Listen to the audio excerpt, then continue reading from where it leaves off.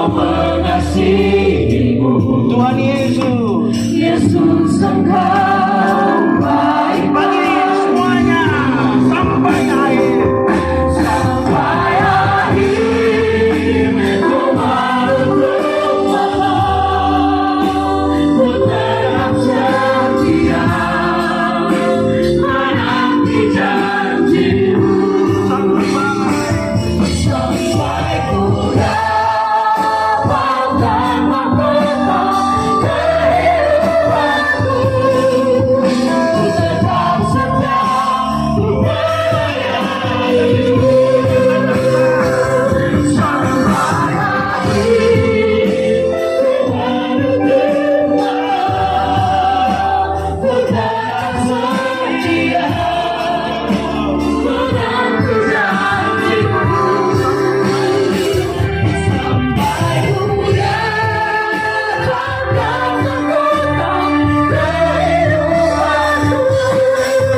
Ku menuntut ku tetap setia menanti janji-Mu sampai ku dapatkan mahkota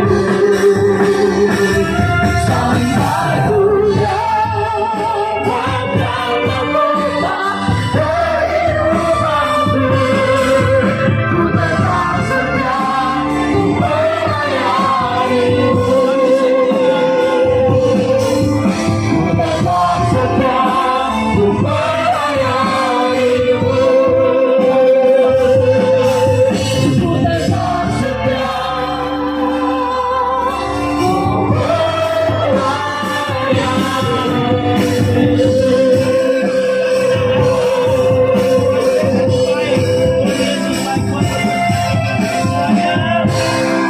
Pemberitaan firman Tuhan selesai. Mari kemuliaan bagi nama Tuhan. Mari silakan kasih mati HP sudah nanti baterai habis. Tuhan Yesus memberkati. Pemberitaan firman Tuhan selesai. Tuhan berkati kita dengan firman. Amin. Orang tanya saya, pendeta, khotbah yang baik itu yang bagaimana? Saya bilang engkau punya maksud. Khotbah yang baik itu bagaimana? Sebenarnya kau punya maksud. Khotbah yang baik itu tulis atau tidak tulis, berapi-api atau berair-air. Saya bilang tidak. Khotbah yang baik bukan soal tulis atau tidak tulis, bukan soal berapi-api atau berair-air. Khotbah yang baik ialah omongkar mana, bikin begi, jangan omong lain, buat lain. Di sini ada yang biasa omong lain. Ada. Dia ada ikut ini ibadah. Iya Pak.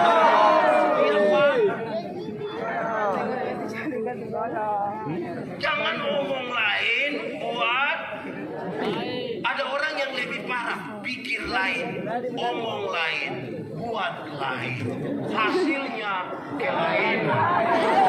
Kalau saudara ketemu orang kelainan itu kan tidak sinkron semua kan? Pikiran lari ke sana, perkataan lari ke sana, tindakan lari ke sana. Lalu bagaimana kita bisa konsisten? Saudara, dalam tindakan kita memahami apa yang disebutkan sebagai apa ya? Disebutkan sebagai kita punya kehidupan yang sejati. Itu adalah kesatuan antara pikiran, perkataan, dan perbuatan kita. Anak muda, kamu pernah belajar sesuatu? Pernah. Pernah?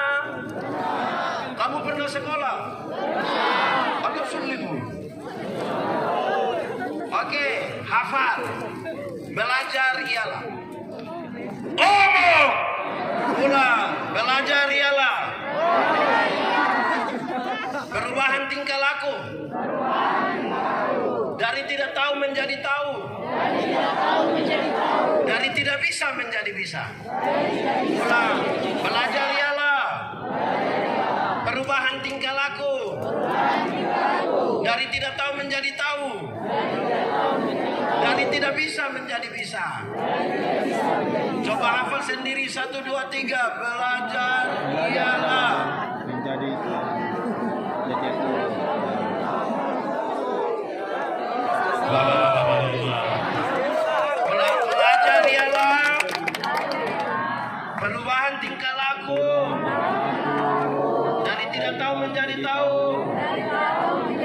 Dari tidak bisa menjadi bisa. Ada 4 tingkatan dalam belajar. Ada berapa tingkatan dalam belajar? 1. Belajar untuk tahu. 2.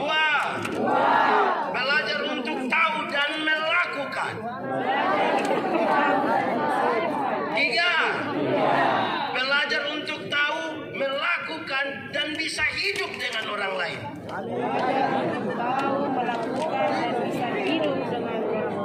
Dengar penjelasannya.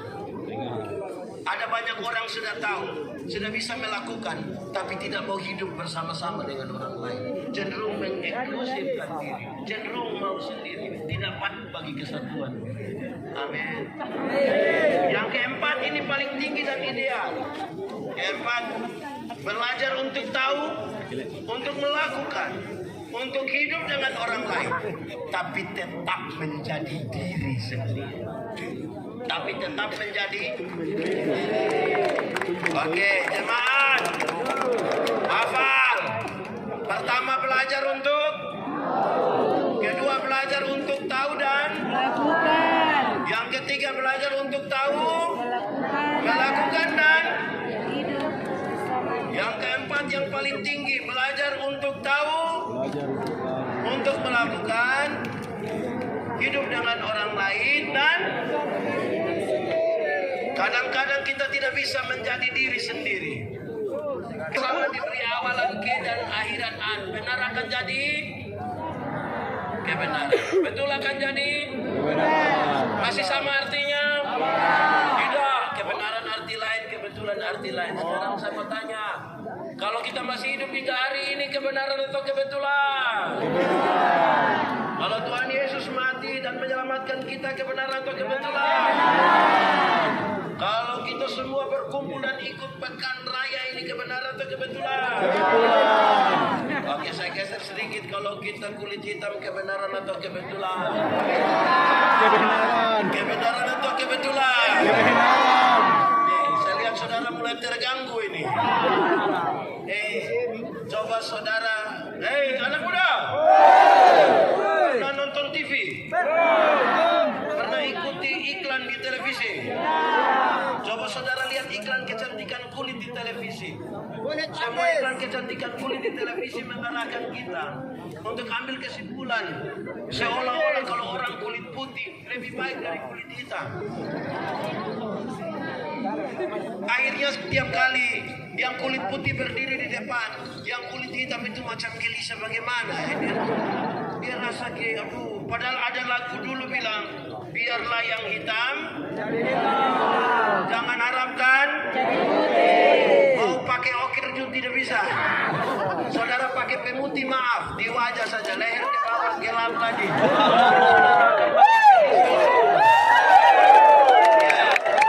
Jadi diri sendiri kan? Amin. Anak muda, tahu TV? Pernah nonton TV? Pernah nonton iklan di televisi? Semua iklan kecantikan rambut di televisi mengarahkan kita untuk ambil kesimpulan seolah-olah kalau rambut lurus lebih baik dari rambut keriting. Anak muda, saya berkhotbah dalam banyak acara mendorong budaya positif Valentine. Saya bilang begini, di hari kasih sayang ini, yang paling akan menikmati pelayan seorang suami adalah mereka yang rambut keriting, bukan yang rambut lurus. Dia bisa begitu, ya. Yang rambut lurus itu dibelai tidak terlalu indah lah. Mungkin karena lurus jadi licin. Kita bilang sayang, itu titik. Sayang, yang keriting itu dibelai menarik. Sayang. Anak muda, Tuhan tidak pernah salah menciptakan kita seperti hari ini. Amin. Saudara lihat jas ini bagus ke tidak? Menurut saudara ini siapa punya? Saya. Bukan saya punya ini. Panitia baru kasih saya. Ini motif apa? Motif apa? Masa. Dari daerah mana ini? Menurut saudara bagus kok tidak? Kalau kainnya dijual mahal kok tidak? Lebih mahal mana? Kain mamas atau celana jeans? Mana lebih mahal? Lalu berapa kita toh? Amin. Betul kok tidak? Saudara kalau hidung sudah seperti saya ya biar begitu saja, tidak apa-apa. Ya, saya orang bilang Pak Pendeta, kenapa hidung begitu saja? Kenapa itu muka hidung semua? Biar saya punya. Kan Tuhan yang atur, tidak usah jadi orang. Ibu-ibu, nona-nona, kita kira seorang perempuan cantik itu harus tinggi 170 dan berat badan 48 kilogram. Berasa profesional sekali. Akhirnya banyak ibu-ibu tidak makan malam. Mereka tidak malam. Saudara, belajar terima saja kita berdiri apa ada kau. Amin. Yang penting bisa menerangi tempat di mana yang kau ada. Bangun halaman tidak usah muluk-muluk. Yang penting kita mencapainya. Amin toh. Engkau mesti jadi teladan dalam KASIH. Dibaca. Dibaca. Kadang-kadang orang punya tindakan sudah bagus, tapi tidak punya kasih. Amin. Tidak dibangun di atas. Anak muda. Hukum Taurat ada berapa? Kuat sedikit. Ada berapa? Hukum Taurat yang 10 itu dijabarkan jadi 613 pasal. Berapa? Dari 613 itu masih ada ribuan peraturan hidup setiap hari. Tapi Tuhan Yesus simpulkan dia dalam dua kalimat. Mengasihi Tuhan dan mengasihi. Dari dua kalimat itu Tuhan simpulkan dia dalam satu kata, sama-sama katakan. Anak muda, hafal. Kasih ialah kebaikan, tidak terpatahkan oleh apapun, tidak akan berubah menjadi kebencian. Ulang, kasih ialah kebaikan, karena begitu besar kasih Allah akan dunia ini. Apakah Tuhan Allah mengasihi dunia? Amin. Apakah dunia mengasihi Tuhan Allah? Tidak.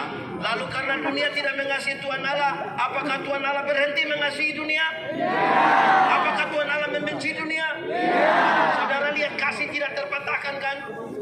Supaya saya jangan pernah bilang kepada seseorang, bilang kakak, saya terlalu hormat kakak, tapi di waktu saya lihat kakak punya sifat yang asli, maaf. Itu bukan kasih, tapi ego. Kalau kamu hanya bisa mengasihi orang yang berbuat baik kepadamu, apakah jangan dan orang berdosa? Amin. Kebaikan harus dibangun di atas kasih. Kenapa? Ayo khotbah saya bilang begini. Ini ibu-ibu yang kerja di bank ini cantik-cantik. Mau lihat jauh atau lihat dekat tetap cantik. Mereka pakai pakaian bagus-bagus, kerja di tempat yang bagus, ber-AC lagi, tertata rapi sekali. Aduh. Kita pergi ke bank ini macam tidak mau pulang. Macam mau lihat terus orang punya muka itu. Kita baru naik di tangga terakhir dengan santun sekali mereka bilang begini. Selamat siang. Ada yang boleh kami bantu?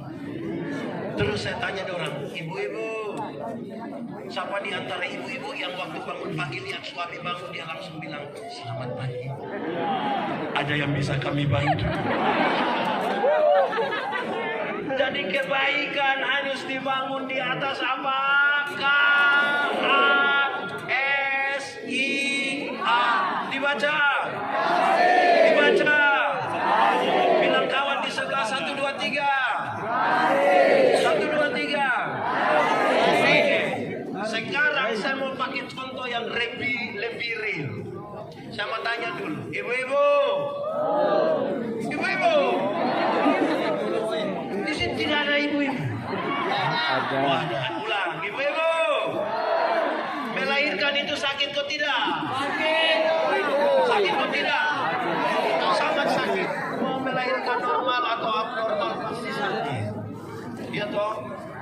Ini ya sesar itu abnormal lah. Waktu ibu-ibu sakit melahirkan, kami suami itu kan hanya dari luar taruh tangan di kepala baru bilang Yesus tolong. Sudah dia bilang Yesus tolong lagi, dia bayangkan kira-kira ini anak wajah seperti siapa.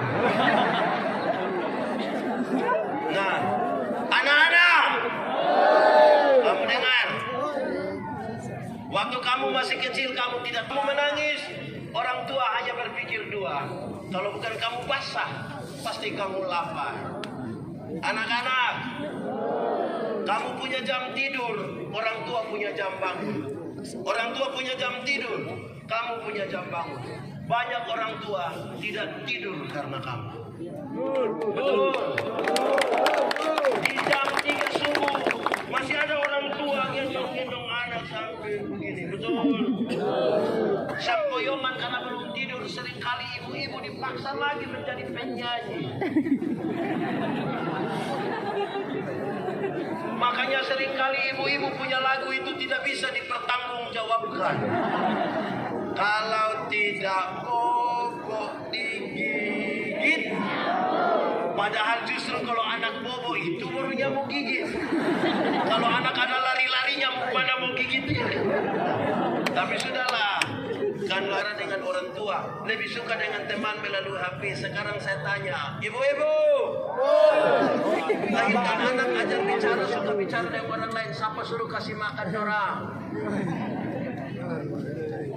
Kenapa kasih makan dorang? Karena apa? Tapi kan dorang tidak mau bicara dengan kita. Karena apa? Saudara lihat, kasih tidak terbatas.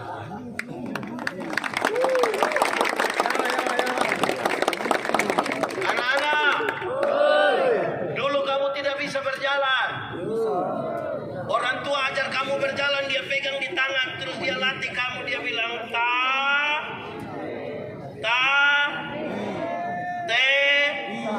itu jalan belakang itu.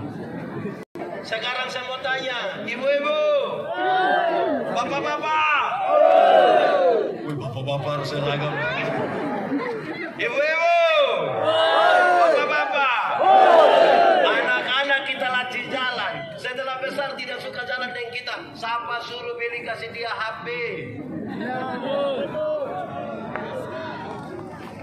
Karena apa? Karena apa? Sekarang saudara lihat, kasih tidak terpatahkan. Anak-anak, orang tua seringkali bilang begini, anak-anak asal kamu mau sekolah tinggi biar papa mama ikat perut tidak apa.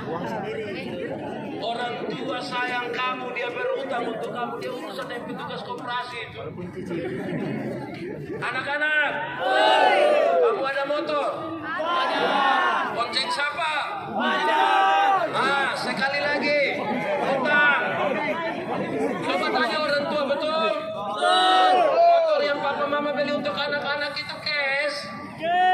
Utang. Cash? Cash atau kredit? Itu karena apa coba? Utang. Sekali lagi, sama-sama katakan, kasih tidak terpatahkan. Orang tua, itu remaja jangan jawab.